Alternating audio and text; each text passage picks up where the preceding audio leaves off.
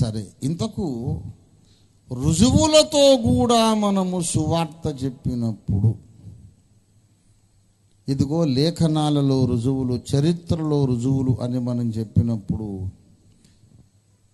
ఇంకా దానిని ఎదురించలేక, కాదని ఖండించలేక, మనం చెప్పేది తప్పని నిరూపించలేక, అసలు మత ప్రచారం చేయడమే తప్పు అని ఈ రోజుల్లో సమాజంలో చాలామంది క్రైస్తవ ధర్మ ప్రచారాన్ని, సువార్త ప్రచారాన్ని అడ్డుకునే ప్రయత్నం చేస్తున్నారు. జనతా ప్రభుత్వ హయాము నుండి మొదలుకొని అప్పుడే అన్నారు యాంటీ కన్వర్షన్ బిల్లు తెస్తామని. మతం మార్పిడి వ్యతిరేక bill. It is a crime to change your religion. Om Prakash Tyagi, OP Tyagi అనేవాడు మొదలుపెట్టాడు. మతం మార్పిడి వ్యతిరేక బిల్లు అనే దాన్ని అప్పుడు ప్రపంచ ప్రజలందరూ కూడా ఖండించారు ముక్త కంఠంతో. అప్పుడు దాన్ని సమర్థించుకోవడానికి ఒక తోక తగిలించారు దానికి. మతం మార్పిడిని మేము వ్యతిరేకించడం లేదు, బలవంతపు మతం మార్పిడిని వ్యతిరేకిస్తున్నామట. We oppose the forcible religious conversions. మజ్బూర్ కరికే, బై ఫోర్స్ బలవంతంగా మతం మారిస్తే దాన్ని తప్పంటున్నా. అది వాడు బుర్రకాయలో గుజ్జుండి మాట్లాడుతున్నాడా, లేకపోతే ఏమైనా వాడి పేడ ఉందా, మట్టి ఉందా వాని బుర్రకాయలో? బలవంతంగా మతం మార్చొద్దట. బలవంతంగా ఎవడైనా ఎలా మారుస్తాడు చెప్పండి నాకు. ఒక మసీదులో ఒక ముస్లిం భక్తుడు ఉన్నాడు, అల్లాహు అక్బర్ అని చెబుతున్నాడు. ఆయన నమ్మిన ధర్మం అది. ఆయన్ని పట్టుకొచ్చి మత్తు మందిచ్చి ఎత్తుకొచ్చేసి బలవంతాన ఆయనకు గుండు చేసి, శిరోముండనము చేసి, పిలక పెట్టేసి, పంగనామాలు పెట్టి, పంచగట్టి, జంధ్యం కూడా వేసి మొత్తం హిందూ అవతారం ఎత్తించామనుకోండి. మెళుకు వచ్చాక అద్దం ముందుకు పోయి చూసుకుంటా, అయ్యో బాబోయ్ నా గడ్డం ఇటు పోయింది, మీసం ఇటు పోయింది, తల మీద జుట్టెటు పోయింది, గుండు వచ్చేసింది, పిలకు వచ్చేసింది, జంధ్యం వచ్చేసింది, ముఖాన బొట్టు వచ్చేసింది, అయ్యో బాబోయ్ ఇలా మారిపోయింది నేను. ఎలాగైతే నేవులే ఎవడో బలవంతాన నా ముఖాన నామాలు పెట్టేశాడు కాబట్టి ఇప్పటి నుంచి అల్లాహు అక్బర్ కాదు రాముడే దేవుడు అంటాడా? వాడు అంటాడా? నువ్వు మొహం మీద కాదు ఒంటి నిండా నామాలు పెట్టినా సరే అల్లాహు అక్బర్ అంటాడు. ఆయన మనసులో ఉన్న విశ్వాసం అది. దేవునికి స్తోత్రం కలుగును గాక. అలాగే ఓ హిందూ భక్తుడు పట్టుకుపోయి మత్తు మంది ఇచ్చేసి అతనికి తెలియకుండా అతనికి సున్నతి చేసేసామనుకోండి. సున్నతి చేసేసి తల మీద రూమి టోపీ పెట్టేసి, గడ్డం మాత్రం ఉంచి, మూతి మీద మీసాలు మాత్రం తీసేసి, మొత్తం అంతా సాయి అవతారం ఎత్తించామనుకోండి. మెళుకు వచ్చిన తర్వాత కాస్త నొప్పిగా ఉంటుంది. ఏంటో జరిగింది ఏంట్రా నాకు అనుకుంటాడు. ఏం జరిగిందండి అంటే, ఏం పర్వాలేదు, మిమ్మల్ని సత్య మార్గంలోకి నడిపించాలి, మర్యాదగా చెప్తే వినడం లేదు కనుక బలవంతాన సున్నతి చేసాము, పర్వాలేదు మానిపోతుందిలేండి, మందు రాసాము, గడ్డం ఉంచేసాం, మూతి మీద మీసాలు అవి లేనటువంటి సాయి అవతారాన్ని తీసేసి మొత్తం మీసాలతో పాటు గడ్డం కూడా తీసేసి నేను మొత్తం అంతా కొత్త అవతారం చేసేసాం.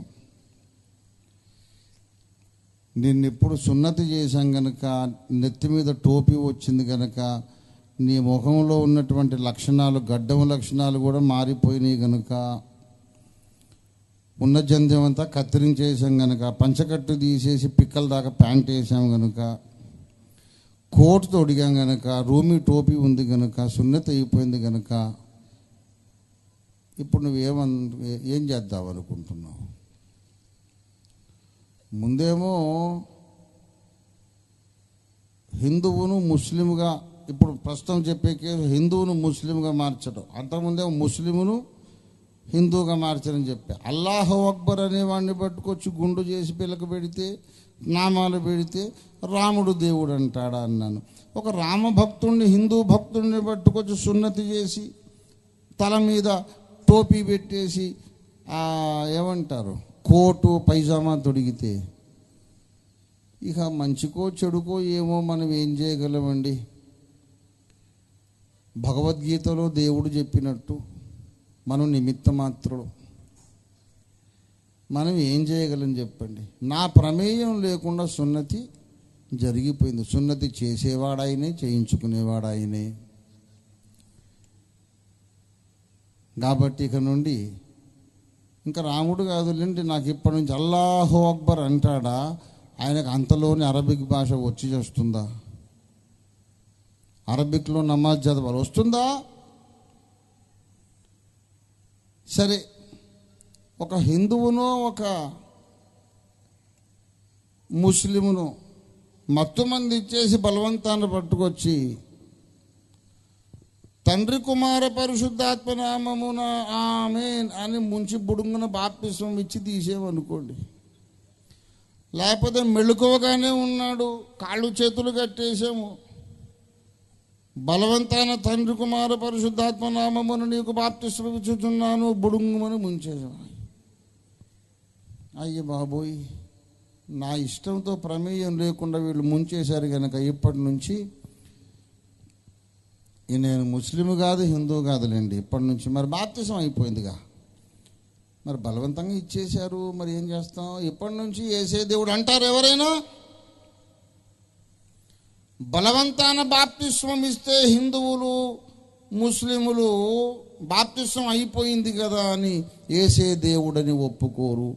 గుండు చేసి పిలక పెడితే ముస్లిం ఉండి రామభక్తుడు అయిపోడు, రామభక్తుడికి బలవంతాన సున్నతి చేస్తే అల్లా భక్తుడు అయిపోడు. మరి బలవంతాన ఎవరు ఎప్పుడు ఎవరి మతాన్ని మార్చారా? బడుద్దాయి ఎవరానికి చదువు చెప్పిన దుర్మార్గుడు, దౌర్భాగ్యుడు, నికృష్టుడు, నీచుడు, బలవంతరు మతం మార్పిడట. బలవంతం మతం మార్పిడులు నిషేధించాలి అని అంటే ఒక అసంభవమైన దాన్ని నిషేధించమంటున్నాడు ఈ విధవ. అసంభవమైన దాన్ని నిషేధించడం ఏంటి? ఆడవాళ్ళందరూ ధర్నా చేశారు అనుకోండి సెక్రటేరియట్ ముందు.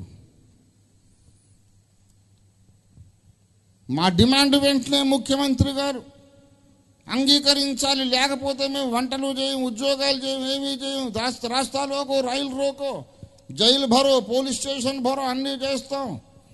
మహిళా మండలులు, సోదరి మండలు, ఆడవాళ్ళందరూ రోడ్లు ఎక్కేశారనుకోండి. ఏంటంటే మగవాళ్లకు మెటర్నిటీ లీవ్ ఇవ్వకూడదని మేము అజిటేషన్ చేస్తున్నాం. మగవాళ్లకు మెటర్నిటీ లీవ్ అంటే ఆడవాళ్ళు కనడానికి పోయినప్పుడు, పురిటికి పోయినప్పుడు ఇచ్చే సెలవు. మగవాడికి మెటర్నిటీ లీవ్ ఇవ్వద్దు, మగవాళ్లకు పురిటి నొప్పులు రాకూడదు, మగవాళ్లకు సిజేరియన్ ఆపరేషన్ చేయకూడదు అని ఆడవాళ్ళందరూ రోడ్లు ఎక్కుతారు ఎప్పుడైనా? అసలు వాడికి పురిటి నొప్పులు ఏంటి, సిజేరియన్ ఏంటి, మెటర్నిటీ లీవ్ ఏంటి, అసలు కడుపే రాదయ్యా నీవెంత కష్టపడ్డా.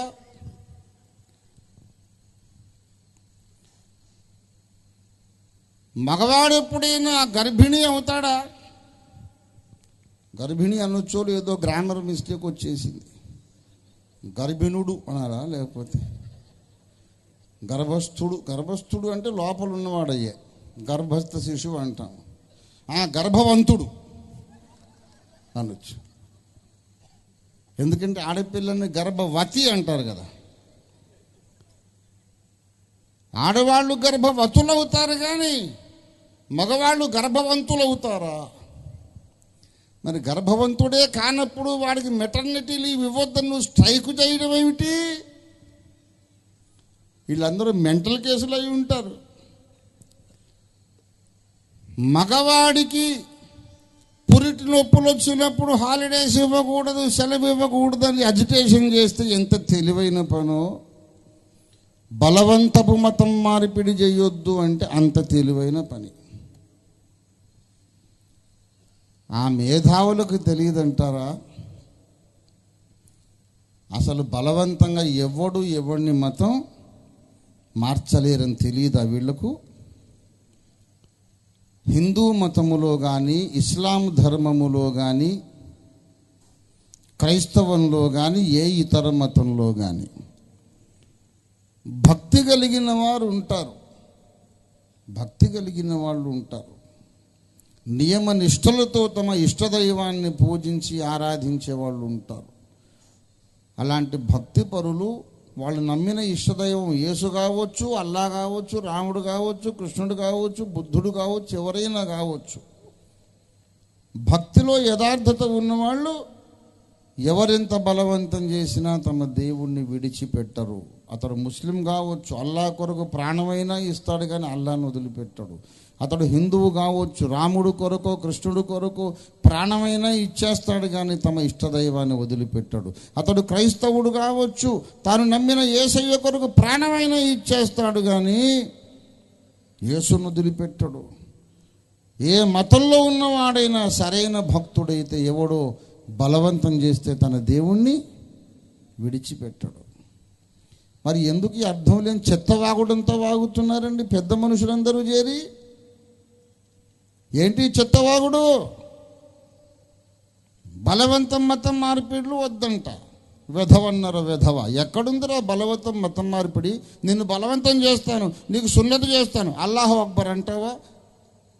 నీ గుండు కొట్టి పిలక పెడతాను, అంతకుముందు నీ దేవుడిని వదిలి ఇప్పుడు ఈ కొత్త దేవుడిని పట్టుకుంటావా? బలవంతాన్ని నీకు బాప్తిసం ఇస్తాను, యేసే దేవుడు అంటావా నువ్వు? ఎందుకు ఈ వ్యర్థమైన వాగుడు వాగుతున్నారు అందరూ? ఇవంతా ముసుగండి. యేసు అంటే ఇష్టం లేదంతే. ఎన్ని ముసుగులు వేసుకున్నా, ఎన్ని రూపాలు, ఎన్ని వేషాలు మార్చినా ఈనాడు మానవ సమాజం అంతా యేసుకు విరోధంగా కట్టగట్టారు, ఏకీభవించారు. 2వ కీర్తన నెరవేరుతుంది. అన్యజనులు ఏల అల్లరి చేయుచున్నారు, జనములు ఏల వ్యర్థమైన దాన్ని తలంచుచున్నవి. భూరాజులు యెహోవాకును ఆయన అభిషిక్తునికి విరోధముగా ఆలోచన చేయుచున్నారు. వారి కట్లు తెంపుదము రండి, వారి పాశములు మన యొద్ద నుండి పారవేయుదము రండి అని చెప్పుకొనొచ్చు. యెహోవాకును ఆయన అభిషిక్తుడైన క్రీస్తుకును విరోధముగా వారు ఆలోచన చేయుచున్నారు. People simply don't like Jesus Christ. యేసంటే ఇష్టం లేదు, ఆ సంగతి చెప్పండి. ఇదంతా ఎందుకు మళ్ళీ వ్యర్థమైన ప్రేలాపన? మీరు ఏమైనా చేసుకోండి సార్, పాపమైనా చేయండి, పుణ్యమైనా చేయండి, ఏ దేవుణ్ణైనా మొక్కండి, ఆ యేసు అనే ఒకడు మాకు ఇష్టం లేదు అనేసేయండి. పెద్ద సంస్కారవంతుల్లాగా పోసేందుకు?